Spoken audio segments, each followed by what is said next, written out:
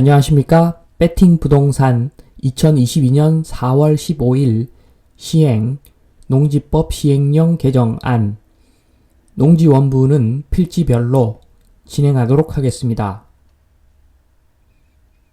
해당 자료는 농림축산식품부에서 10월 14일에 공표한 내용인데 내용은 2022년 4월 15일부터 농가별로 작성하던 농지원부를 필지별로 작성한다는 내용이고 10월 14일에 농지법 시행령 일부 개정령안을 공포했습니다. 그래서 2022년 내년 4월 15일에 시행 예정입니다. 주요 내용은 작성 기준이 현행은 농업인 기준이었는데 개선은 필지별로 한다는 것이고 작성 대상은 현행은 1,000제곱미터 이상 농지에서 개선은 면적 제한을 폐지한다는 내용입니다. 모든 농지가 작성 대상인 거죠. 이러한 개정은 농지원부를 농지대장으로 전환하는 아주 큰 의미가 있습니다.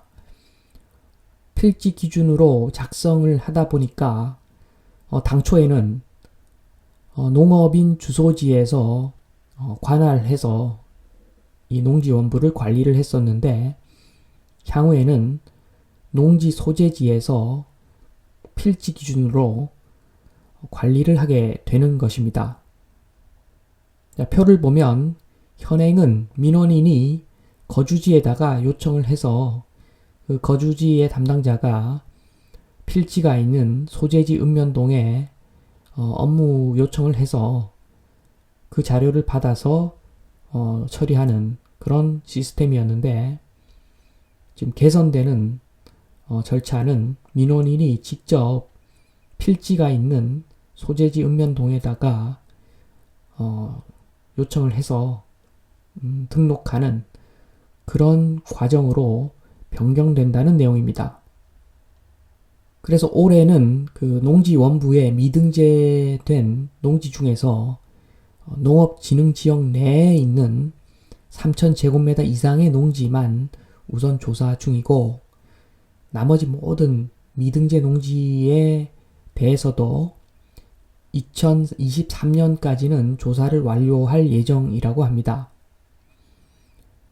점점 더 농지를 이제 타이트하게 관리를 한다는 이야기지요. 그래서 이것은 그냥 어떻게 보면 아예 자체를 바꾸는 거죠. 명칭을 변경하는 겁니다. 농지원부가 아니라 농지대장, 토지대장처럼 농지대장, 농지에 대한 모든 자료를 농지대장으로 일원화해서 다 관리가 된다는 거죠. 그리고 농지임대차 등 이용 현황 신고 의무화를 위한 하위 법령도 지금 마련 중이라고 합니다. 자, 그리고 기존의 농지원부는 10년간만 사본 편철하여 농업인이 원할 경우 발급받을 수 있도록 지원할 계획이라고 합니다. 원할 경우 지원. 실질적으로 이제 농지대장이 역할을 할 것이고 농지원부는 참조 자료 정도로 사용한다는 이야기죠. 자, 이제 정리를 해보겠습니다. 자, 첫 번째는 농지원부 작성 기준이죠. 농업인에서 필지별로. 그러니까 당연히 명칭도 농지원부에서 농지대장으로, 관할관청도 당연히 농업인 주소지에서 농지 소재지로. 이러한 의미는 농지에 대한 토지대장, 그러니까 농지대장은 농지에 대한 토지대장이다. 한마디로 모든 농지에 대한 자료가 전산화된다. 속된 말로 얄짤없다. 그렇게 되는 거죠. 농지 투자가 어떻게 보면 농업인은 농지에 투자를 할 수가 있는데 일반인들은 이제 농지 투자가 굉장히 좀 어렵게 되었다. 이런 내용이 고스란히 나타나는 거죠. 자, 2번 소규모 농지. 이 소규모 농지는 1,000제곱미터 미만인 농지로 예전에는 그 농지 대장에 들어가지 않았던 내용인데, 그러니까 농지원부죠. 농지원부 작성할 때 대상이 아니었는데 이제 농지 대장으로 바뀌면서 1,000제곱미터 미만의 농지도, 소규모 농지도 농지 대장에 들어가야 되는 그런 상황입니다.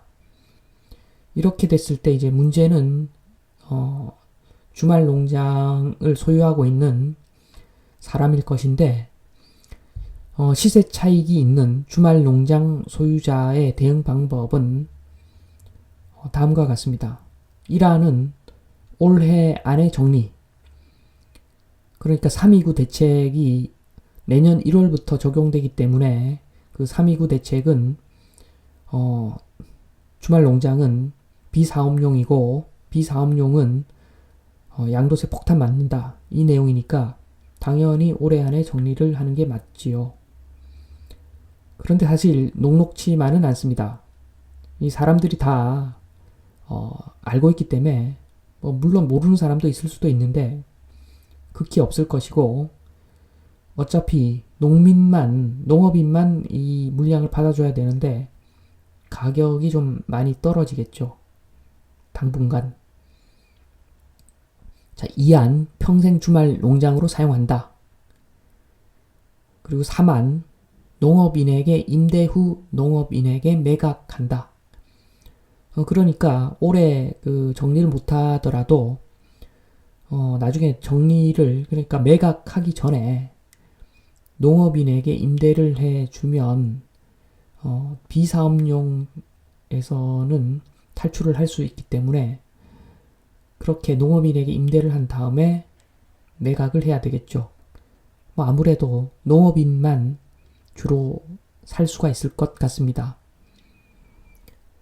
이렇게 되는데 어떻게 보면 공식적으로 다 이제 농지 대장에 다 들어가는 거고, 좋은 점도 약간은 있는 거죠. 그 좋은 점이라고 하는 것은 3번에 나와 있는데, 농지 임대차 신고 하위 법령, 그 법령 목적이 농지하고 농업인을 1대1 매칭시키는 그런 작업 같습니다. 자격을 하지 않으면 어차피 임대인데 그 내용도 다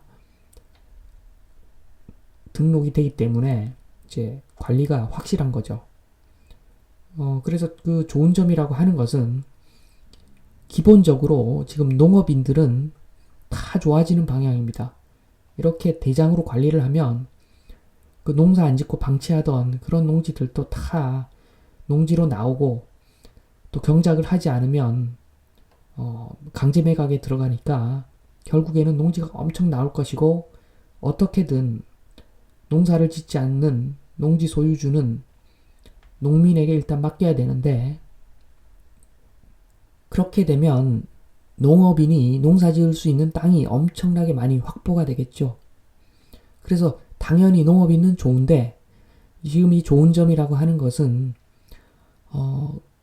도시에 있는 농지 소유자가 전반적으로 안 좋아지는데, 그나마 좋은 점, 이렇게 말할 수가 있습니다.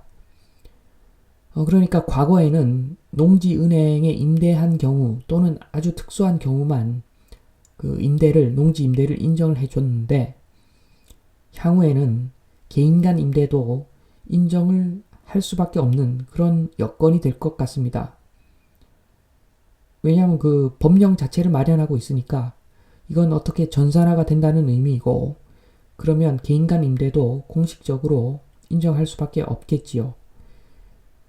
그래서 예전에는 그 자격 및 농지은행 임대에 불과하면 사실은 임대로 인정을 못 받았는데, 그러니까 그 비사업용 탈출이 안 됐었는데, 이제는 개인 간 임대를 통해서 비사업용 탈출도 가능하지 않을까, 그렇게 판단이 됩니다. 그러니까 구체적으로 말씀을 드리면, 그 농지은행에서 받아주는 농지는 보통 1000제곱미터 이상이 되는 경지 정리가 된 농사짓기 아주 좋은 땅만 주로 농지은행에서 받아줬습니다. 그런데 이제 향후에는 이렇게 농지은행에서 받지 않는 농사짓기 안 좋은 작은 땅하고 경지 정리가 안 된 땅도 개인에게 임대를 해주면 비사업용에서 탈출도 가능하다는 이야기죠. 반면에 한동안 방치했던 이 농지를 농업인에게 맡기려면 향후에 이제 경작할 수 있는 농지가 늘어나는 마당에 농업인들이 농사짓기 안 좋은 땅까지 받을 이유가 없죠. 그래서 어떻게 보면 또 안 좋은 점이 또 생기는데, 그것은 오히려 농업인에게 농지 관리비를 좀 지불하고 농지를 맡겨야 될 수도 있다. 이런 내용도 있는 거죠.